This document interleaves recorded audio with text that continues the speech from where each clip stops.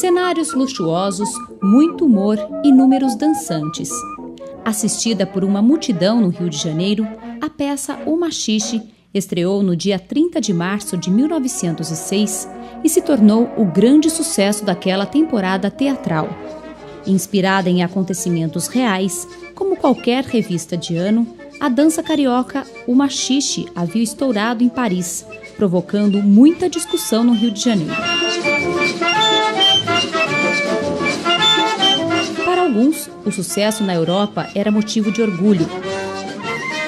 Para outros, associar o país aos requebros indecentes dos bailes populares era motivo de vergonha. A polêmica serviu de inspiração para dois humoristas bem conhecidos na cidade, João Foca e Dom Chicote. A grande repercussão da peça teatral ajudou a consolidar a carreira do jovem pernambucano de nome engraçado e bigode exagerado, que havia chegado ao Rio de Janeiro em 1898 para estudar engenharia. Sempre com uma piada na ponta da língua, Manuel Bastos Tigre logo se destacou pelo seu jeito engraçado, demonstrando muito talento com as palavras nos jornais e revistas ilustradas. Conquistou, assim, rápida fama na cidade.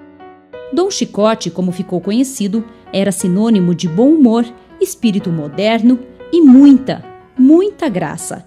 O país perdia um engenheiro, mas ganhava um escritor, humorista, autor de teatro ligeiro, entre outras qualidades artísticas desse personagem esquecido pela história da literatura.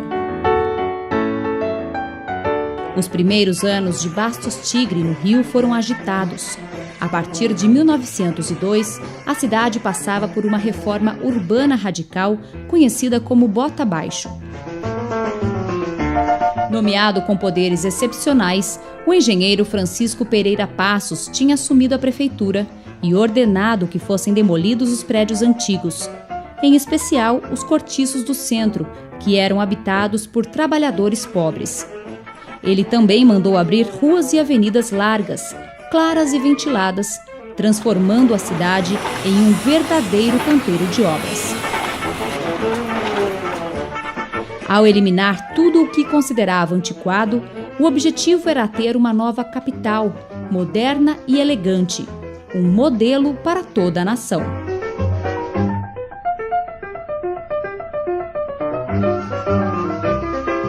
O maior símbolo das mudanças foi a Avenida Central, hoje conhecida como Rio Branco. Inaugurada na emblemática data de 7 de setembro de 1904, logo se transformou em uma passarela na qual desfilavam os mais elegantes figurinos, flagrados pelas fotografias instantâneas. Novidades surgiam a todo instante, materializando as percepções do novo e do moderno.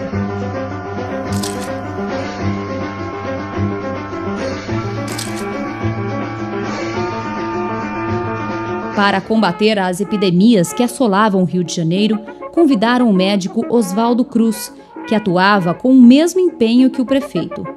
A vacinação contra a varíola se tornou obrigatória, causando revolta principalmente nas regiões mais pobres. Como resultado, em 1904, a cidade viveu dias de muita agitação nas ruas. Cruz enfrentou ainda um velho e persistente inimigo, responsável naquele tempo pelas sucessivas epidemias de febre amarela. Os costumes populares, considerados atrasados e insalubres, também foram alvo dos reformadores. Combatê-los ajudava a estimular a imigração europeia e, com ela, a mudar a cor dos brasileiros. Junto com o passado escravista do país, pretendiam tirar do mapa as suas principais vítimas, os negros e os mestiços. Em meio à poeira dessas obras, Bastos Tigre deu os primeiros passos na sua carreira literária. Atento a todos os acontecimentos, foi um colaborador muito atuante em jornais e revistas. Além de frequentar a prestigiada roda de escritores da Confeitaria Colombo, participava de grupos menos ilustres, como o do Café Lamas, Reduto de Literatos, Boêmios e Estudantes. jovem farrista, era comum encontrá-lo nos bailes do Clube dos Democráticos, famosa agremiação carnavalesca, onde, aliás, o machixe comia solto.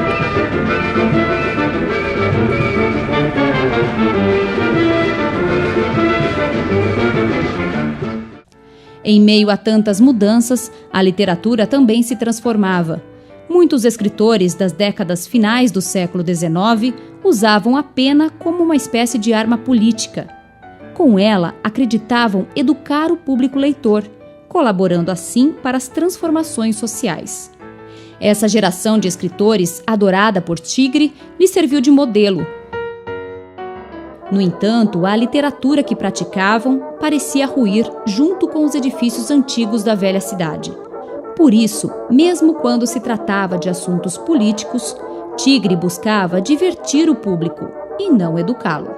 Pela mesma razão, adotava um sentido mais comercial para sua arte, o que por vezes desagradava seus pares.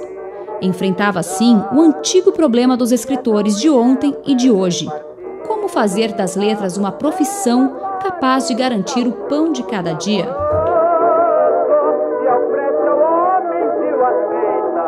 A saída que ele encontrou para transformar a literatura em profissão foi ajudar a fundar organizações de classe para brigar pelos direitos dos escritores.